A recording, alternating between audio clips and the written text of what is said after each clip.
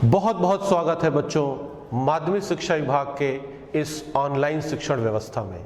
मैं Mithilesh Kumar Nishad, lecturer physics, राजकीय jubilee inter college Gorakhpur से आज आपके लिए कक्षा 11 के भौतिक विज्ञान विषय के साथ उपस्थित हुआ हूँ। आज का जो हमारा कॉन्सेप्ट है उसका नाम सरल रेखा में गति है, परंतु आज मैं आपके लिए इसका तीसरा भाग लेकर आया हूं।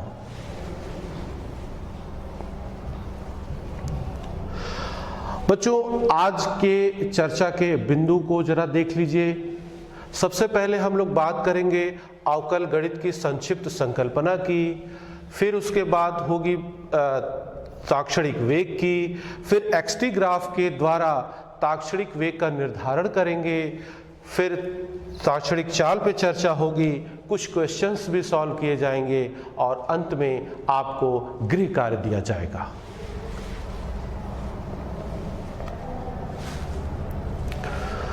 बच्चों, जो सबसे पहला आज का हमारा कॉन्सेप्ट है उसका नाम है अवकल गणित की संक्षिप्त संकल्पना। इसकी हमें आवश्यकता क्यों है ये आपको इस कॉन्सेप्ट को पढ़ने के बाद मालूम चल जाएगा, लेकिन शुरुआत हम करते हैं। मान लीजिए कि हमारे पास एक राशि y है जो कि एक एकल चर x पर निर्भर करता है और x के हर एक मान के लिए y का केवल और केवल एक मान हमें मिलता है। इस प्रकार से x और y के बीच में जो संबंध है उसे एक फलन के रूप में यहाँ दिखाया जा रहा है और हम लिखते हैं y = fx। बच्चों, इस फंक्शन को अगर हम x और y एक्सिस के ग्राफ पे हम इसे ड्रॉ करें तो इस तरह का हमें कर्व या वक्र मिलता है। इस वक्र पर हम दो बिंदु चुन लेते हैं। पहला बिंदु P है और दूसरा बिंदु Q है। पहले बिंदु P से हम x एक्सिस और y एक्सिस पर लंब आपतित कराते हैं। यहां पर हमें x और यहां हमें y प्राप्त होता है। इसी प्रकार बिंदु Q से भी हम x एक्सिस और y एक्सिस पर लंब गिराते हैं। यहां पर आपको प्राप्त होगा x प्लस डेल्टा x और यहां पर y प्लस डेल्टा y। इस प्रकार बच्चों आप कह सकते हैं कि बिंदु P का निर्देशांक x y है, जबकि बिंदु Q का निर्देशांक x plus delta x y plus delta y है। अगर इस बिंदु P से जाने वाली रेखा को थोड़ा सा हम आगे की तरफ बढ़ाएं तो यहाँ पर हमें एक बिंदु प्राप्त होता है, इसे हम R मान लेते हैं। बच्चों, अगर आप इस चित्र को ध्यान से देखें तो आप सहज बता सकते हैं कि Q से R तक की जो दूरी है उसकी वैल्यू होगी डेल्टा y और P से R तक का जो वैल्यू होगा वो होगा डेल्टा x। अब क्या करें? अब बिंदु P और बिंदु Q को आप मिला दीजिए। इस तरह से हमें एक सरल रेखा प्राप्त हो जाती है और यह सरल रेखा आप देखिए कि एक त्रिभुज का भी निर्माण करती है जिसका नाम है QPR, जहां पर R 90 डिग्री है। अगर आप ध्यान दें तो ये जो सरल रेखा PQ है इसका x एक्सिस से झुकाव मान लीजिए कि अल्फा है और यदि हम इस सरल रेखा का ढाल ज्ञात करना चाहें, स्लोप ज्ञात करना चाहें, जैसा कि आपको पिछले लेक्चर में बताया गया था, तो इसका ढाल होगा tan अल्फा और tan अल्फा का फार्मूला होगा लंब बटे आधार। जबकि त्रिभुज आपका QPR है, इसमें लंब है QR और आधार है PR। तो यहाँ से लंब के जगह आप QR के जगह डेल्टा y लिख सकते हैं और आधार के जगह आप डेल्टा x लिख सकते हैं। इस प्रकार आपको P तथा Q को मिलाने वाली सरल रेखा का ढाल मिल जाता है। बच्चों, आपके मन में एक क्वेश्चन आया होगा कि दरअसल ये delta y by delta x है क्या? ये क्या बताता है? ये एक्स के सापेक्ष वाई के परिवर्तन की दर को व्यक्त करता है, अर्थात rate of change of y with respect to x। लेकिन ये जो रेट ऑफ चेंज है ये किन दो बिंदुओं के बीच में है? बिंदु P और बिंदु Q के बीच का ये रेट ऑफ चेंज बताता है। परंतु अगर आपके मन में यह प्रश्न उठे कि आप बिंदु P और बिंदु Q के बीच के किसी बिंदु पर अगर आप रेट ऑफ चेंज निकालना चाहें तो क्या करना पड़ेगा आपको? उसके लिए देखिए क्या करेंगे। इस बिंदु Q को धीरे धीरे हम वक्र के अनुदिश बिंदु P की ओर अग्रसर कराएंगे, क्योंकि हम अब रेट ऑफ चेंज बिंदु P पर निकालना चाहते हैं। तो अब देखिए, जैसे जैसे हम बिंदु Q को बिंदु P की ओर अग्रसर कराएंगे तो इस रेखा, जो सरल रेखा PQ थी, उसका क्या होगा? ये देखिए, ये रेखा लगातार इसका जो ढाल है वो परिवर्तित होता चला जा रहा है। अंततोगत्वा आप देखेंगे कि जैसे जैसे बिंदु Q वक्र के अनुदिश बिंदु P की ओर अग्रसर हो रहा है, डेल्टा x का मान 0 की ओर अग्रसर होगा, डेल्टा y का मान भी 0 की ओर अग्रसर होगा और सरल रेखा PQ बिंदु P पर स्पर्श रेखा बन जाएगा। इस स्थिति में देखिए क्या होगा। आप देखिए, ये जो सरल रेखा PQ था वो बिंदु P पर स्पर्श रेखा बन गया है और इस सरल रेखा का जो झुकाव है x एक्सिस की धनात्मक दिशा से, मान लीजिए वो थीटा है। और अगर आप इस स्पर्श रेखा का ढाल ज्ञात करना चाहते हैं तो आपको क्या निकालना पड़ेगा? tan थीटा, और इसकी वैल्यू होगी limit delta x tends to 0 delta y by delta x is equal to dy by dx। इसका क्या अर्थ है, इसको समझने के लिए आइए अगले पेज पे चलते हैं। बच्चों, आपने देखा जैसे जैसे बिंदु Q बिंदु P की ओर अग्रसर हो रहा था, डेल्टा x और डेल्टा y भी 0 की ओर अग्रसर हो रहे थे। तो जैसे जैसे डेल्टा x 0 की ओर बढ़ता जाता है, delta y by delta x की सीमा को x के सापेक्ष y का अवकलज कहते हैं तथा इसे x के सापेक्ष y के परिवर्तन की दर के रूप में भी परिभाषित करते हैं और इसे dy बाई dx के रूप में लिखते हैं। यह वक्र के बिंदु P, जिसका कि निर्देशांक xy था, पर स्पर्श रेखा के ढाल को निरूपित करता है। इस तरह से बिंदु P पर जो स्पर्श रेखा का ढाल है उसकी वैल्यू हो जाएगी tan theta is equal to limit delta x tends to 0 delta y by delta x is equal to dy by dx। अर्थात ये जो आपने देखा कि ये जो dy बाई dx है, एक प्रकार से किसी पर्टिकुलर पॉइंट पर रेट ऑफ चेंज को मेजर करता है। इसकी सहायता से अब हम अगले कॉन्सेप्ट की ओर बढ़ेंगे। अब उस कॉन्सेप्ट पर आते हैं जिसके लिए हमने अवकल गणित की संकल्पना का आपसे परिचय कराया। उसका नाम है ताक्षणिक वेग। बच्चों, पिछले लेक्चर्स में आपने सीखा कि औसत वेग क्या होता है। औसत वेग में हमने जाना कि एक दिए गए समय अंतराल में कण किस गति से चल रहा होता है, इसकी जानकारी हमें मिलती है, परंतु उस दिए गए समय अंतराल के भिन्न भिन्न क्षणों पर कण का गति क्या है ये हमें नहीं पता चल पाता। अर्थात किसी क्षण विशेष पर किसी वस्तु के वेग को ज्ञात करने के लिए हम जिस वेग को परिभाषित करते हैं उसका नाम ताक्षणिक वेग है। और इसे गणितीय रूप से कैसे परिभाषित करते हैं, इसे देख लीजिए। जब समय अंतराल डेल्टा टी बहुत ही कम, अत्यल्प अर्थात इनफाइनाइटेसिमली स्मॉल हो, तो औसत वेग के सीमांत मान को ही ताक्षणिक वेग या केवल वेग कहा जाता है। बच्चों, आपको औसत वेग को परिभाषित किया गया था, इसे v बार से व्यक्त करते हैं। यदि औसत वेग जिस समयांतराल के लिए परिभाषित किया गया है वह समयांतराल शून्य की ओर अग्रसर होता जाए तो उसके सीमांत मान को, औसत वेग के सीमांत मान को ही हम ताक्षणिक वेग कहेंगे। आप जानते हैं कि v बार का जो फॉर्मूला है वो है delta x by delta T, और इस प्रकार से अभी अभी जो आपने अवकल गणित में पढ़ा कि limit delta x tends to 0 delta y by delta x is equal to dy by dx।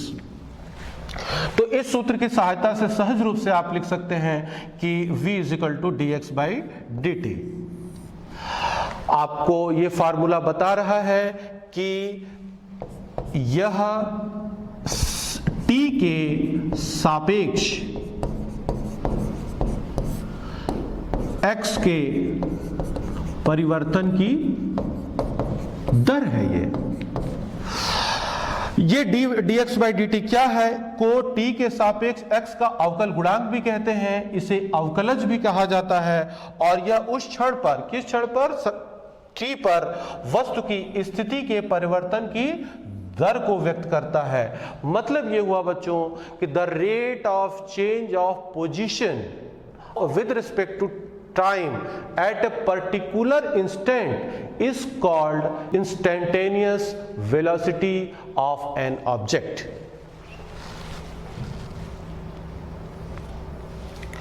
अब ताक्षणिक वेग को हम xt ग्राफ के रूप में आपको परिभाषित करने की कोशिश करेंगे।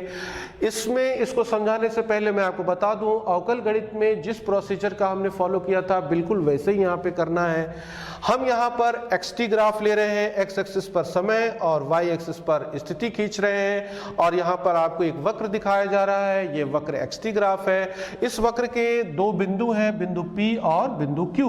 बिंदु P से अगर हम समय एक्सिस और स्थिति एक्सिस पर लंब गिराते हैं तो हमको निर्देशांक प्राप्त होते हैं t और x। इसी प्रकार से बिंदु Q से अगर हम समय अक्ष पर लंब गिराएं तो बिंदु Q का निर्देशांक प्राप्त होगा t प्लस डेल्टा t, और अगर हम स्थिति अक्ष पर इसका लंब गिराते हैं तो हमें निर्देशांक प्राप्त होता है x प्लस डेल्टा x। इस प्रकार से बिंदु P का जो निर्देशांक है उसे आप x t कहेंगे, और बिंदु Q का जो निर्देशांक है उसे x प्लस डेल्टा x और t प्लस डेल्टा t कहेंगे।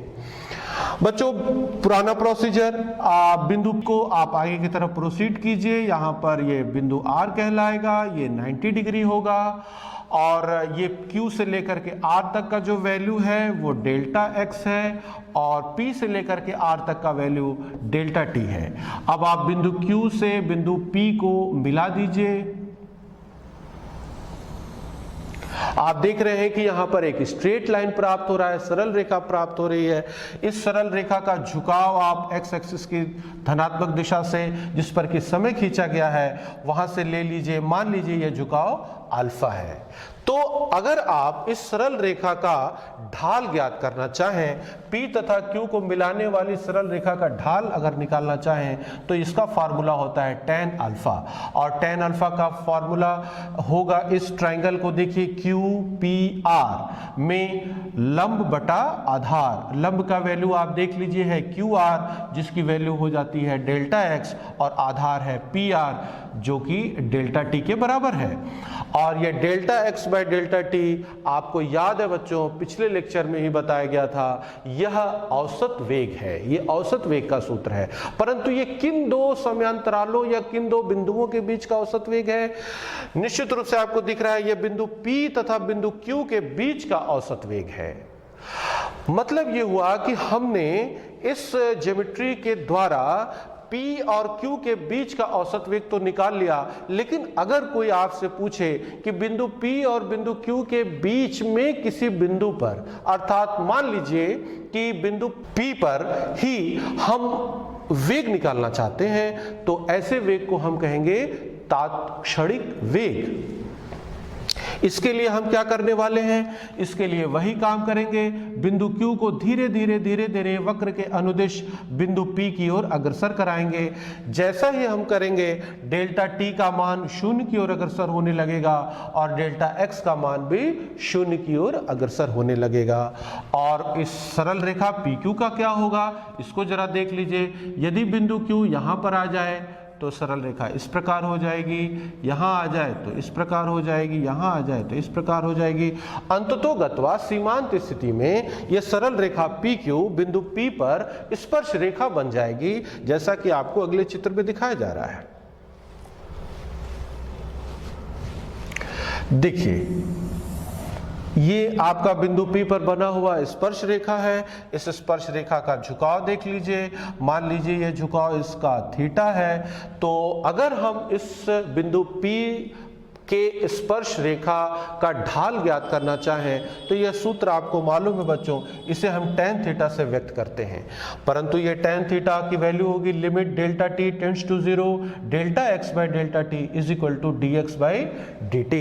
अर्थात यह जो फॉर्मूला है यह बिंदु P पर कण के स्थिति परिवर्तन की दर को व्यक्त करता है। इस बात को जरा सा स्टेटमेंट के रूप में समझ लिया जाए। जैसे जैसे हम बिंदु Q को P की ओर अग्रसर करा रहे हैं, डेल्टा T का मान भी शून्य की ओर अग्रसर होने लगता है। तो जैसे जैसे डेल्टा T शून्य की ओर बढ़ता है, ये जो delta X by delta T अनुपात है, इसी के सीमांत मान को, इसी की सीमा को T के सापेक्ष X का अवकलज कहते हैं और इसे T के सापेक्ष X के परिवर्तन की दर के रूप में भी परिभाषित करते हैं और इसे dx बाई dt लिखा जाता है। यह उस क्षण वस्तु के स्थिति परिवर्तन की दर को व्यक्त करता है, अर्थात rate of change of position. यह वक्र के, और ये आपको ज्योमेट्रिकली कैसे इसको निकालेंगे, यह वक्र के बिंदु P जिसका कि निर्देशांक xt था पर स्पर्श रेखा के ढाल को निरूपित करता है। और यह फॉर्मूला अभी अभी आपसे चर्चा हुआ कि ये स्पर्श रेखा का जो ढाल होगा tan थीटा और इसकी वैल्यू होगी limit delta t tends to 0 delta x by delta t is equal to dx by dt। इस कॉन्सेप्ट को थोड़ा सा और गहराई से समझने के लिए हमारे पास एक क्वेश्चन है, इसको देख लीजिए। एक्स अक्ष के अनुदिश किसी गतिमान वस्तु की स्थिति निम्नलिखित सूत्र से व्यक्त की जाती है, x is equal to a plus b t square.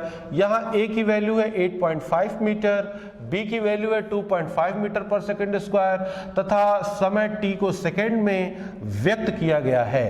t is equal to 0 second और t is equal to 2 second क्षणों पर वस्तु का वेग क्या होगा, अर्थात तात्क्षणिक वेग निकालना है। फिर t is equal to 2 second और t is equal to 4 second के मध्य के समयांतराल में वस्तु का औसत वेग क्या होगा, इसे हमें ज्ञात करना है। लेकिन इस सवाल को करने से पहले मैं आपको अवकल गणित के कुछ सूत्रों से परिचय कराता हूं जिसकी यहां पर हमें आवश्यकता होगी। सबसे पहला सूत्र यह है d d t of any constant k is equal to 0। D d t of any constant multiplied by a function. अगर हमारे पास कोई फलन u हो जो समय पर निर्भर करता हो तो इस प्रकार आप जब इसका टाइम के रिस्पेक्ट में डिफरेंशिएट करेंगे तो इस कांस्टेंट को बाहर ले लेंगे और डी डी टी u पर ऑपरेट हो जाएगा। मान लीजिए कि आपके पास दो फंक्शन हो जो टाइम पर निर्भर करते हो u और v, और अगर आप इसका डिफरेंशिएशन करें तो ये दोनों फंक्शंस पे ये डिफरेंशिएशन ऑपरेट होगा, अर्थात D d t of u plus D d t of v। एक और फार्मूला है जिसकी यहाँ पे चर्चा नितांत आवश्यक है, वो है d d t of t to the power n, इसका वैल्यू होगा n to the power n minus 1। अब हमारे पास सबसे पहले हम तात्क्षणिक वेग ज्ञात करेंगे, तो हमारे पास स्थिति का जो सूत्र है वो है x is equal to a plus b t square. हमको वेग ज्ञात करना है, वेग का फार्मूला भी अभी आपको बताया गया है dx dt, और आप देखिए d dt x की वैल्यू यहाँ रखिए a plus b t square. ये d dt देखिए इस कांस्टेंट a पर भी ऑपरेट होगा, d dt of a plus d dt of b t square. अगले पेज पे चलते हैं बच्चों।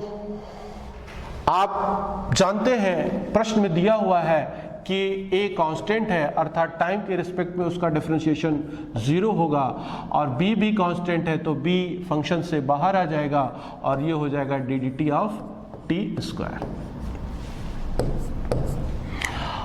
अब अभी आपने d d t of t to the power n का फार्मूला देखा, इसका फार्मूला होता है n into t to the power n minus 1, तो ये हो जाएगा 2 into t to the power 2 minus 1, और ये हो जाएगा 2bt।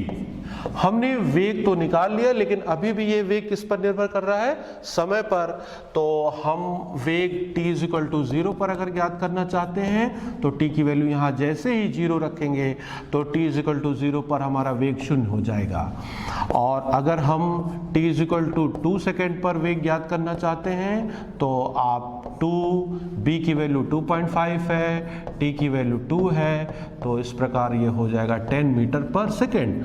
अर्थात किसी क्षण 2 सेकेंड पर जो वेग होगा वो 10 मीटर प्रति सेकेंड होगा। अब जरा औसत वेग की बात कर लेते हैं। औसत वेग के लिए देखिए हमारे पास स्थिति का सूत्र है a plus b t square. सबसे पहले हम 2 सेकेंड पर स्थिति ज्ञात करेंगे। t इक्वल टू 2 सेकेंड पर स्थिति a प्लस 4b, फिर t इक्वल टू 4 सेकेंड पर हम स्थिति ज्ञात करेंगे a प्लस 16b, और फिर अंतिम स्थिति में से प्रारंभिक स्थिति को घटा देंगे जिससे हमें विस्थापन प्राप्त होगा a plus 16b minus a minus 4b, और ये हो जाएगा आपका 12b।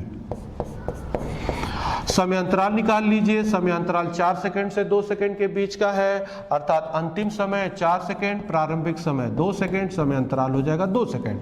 अब औसत वेग का फार्मूला आपको याद है बच्चों। औसत वेग को आप v बार से व्यक्त करते हैं। इसका formula delta x by delta T होता है। डेल्टा x की वैल्यू अभी आपने निकाला 12b, और डेल्टा t की वैल्यू 2 निकाला, ये हो जाएगा 6b, और b की वैल्यू आप प्रश्न में दिया हुआ है 2.5 मीटर पर सेकंड स्क्वायर, और ये हो जाएगा आपका 15 मीटर पर सेकंड। तो आपने देखा कि अवकल गणित की सहायता से हमने ताक्षणिक वेग बहुत आसानी से निकाल लिया, और हमने साथ ही साथ औसत वेग की भी गणना की।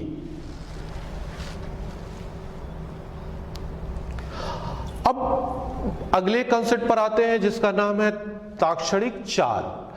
ये क्या है? किसी गतिमान वस्तु के ताक्षणिक वेग के परिमाण को ताक्षणिक चाल कहते हैं। और ये ताक्षणिक चाल आपको पहले भी बताया जा चुका है बच्चों कि चाल को व्यक्त करने के लिए हमें दिशा की कोई आवश्यकता नहीं होती है, केवल परिमाण की आवश्यकता होती है, जबकि वेग को व्यक्त करने के लिए परिमाण के साथ साथ दिशा की भी आवश्यकता होती है। तो इस अंतर को ध्यान में रखे रहिए, और इसी के आधार पर हम चाल और वेग में क्या अंतर है वो आपको बताते हैं।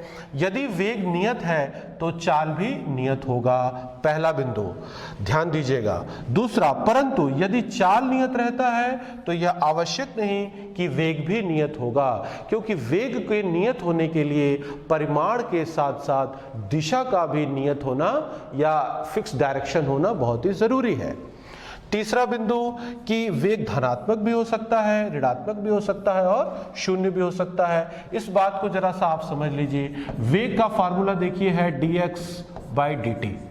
यदि x की वैल्यू टाइम के साथ बढ़ रही है तो वेग धनात्मक होगा। अगर x की वैल्यू टाइम के साथ घट रही है तो वेग ऋणात्मक होगा। यदि x की वैल्यू टाइम के साथ परिवर्तित ही नहीं हो रही है तो वेग शून्य होगा। अर्थात यह वेग के तीनों मान हो सकते हैं, धनात्मक, ऋणात्मक और शून्य। परंतु चाल तो अभी अभी आपने देखा कि यह तात्क्षणिक वेग का परिमाण होता है, तो ये तो ऋणात्मक होने का चांस ही नहीं है, यह सदैव धनात्मक ही होता है। अब जरा इसी पर आधारित एक प्रश्न देख लीजिए। निम्न ग्राफों को देखकर बताइए कि इनमें से कौन सा एक विमीय गति को संभवतः नहीं दर्शा सकता। यहां पर आपके सामने एक ग्राफ है, एक्स एक्सिस पे समय ड्रॉ किया गया है, वाई एक्सिस पर चाल है, और इस ग्राफ को आप देखिए, ये बिंदु ए है और ये बी है। बिंदु ए और बी के बीच जरा सा इस ग्राफ को देखें तो ये चाल इधर ऋणात्मक है और इधर धनात्मक है।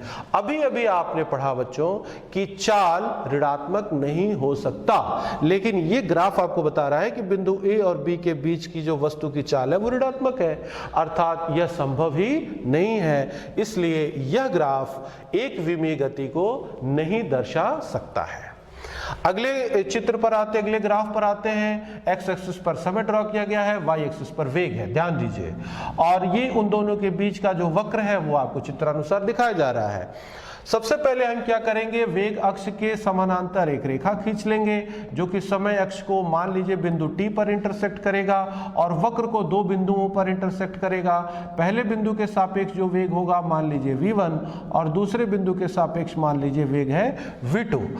अगर आप इस ग्राफ का एनालिसिस करें तो आप देख सकते हैं कि किसी क्षण t पर कण का वेग v1 भी है और कण का वेग v2 भी है, पहली बात। दूसरी बात देखिए कि वेग v1 पॉजिटिव है और वेग v2 निगेटिव है। इसका मतलब यह हुआ कि जो भी गतिमान वस्तु है वो एक ही क्षण पर धनात्मक वेग से भी गतिमान है और ऋणात्मक वेग से भी गतिमान है, अर्थात वह मूल बिंदु के दाहिनी तरफ भी जा रही है और बाईं तरफ भी जा रही है एक ही समय पर।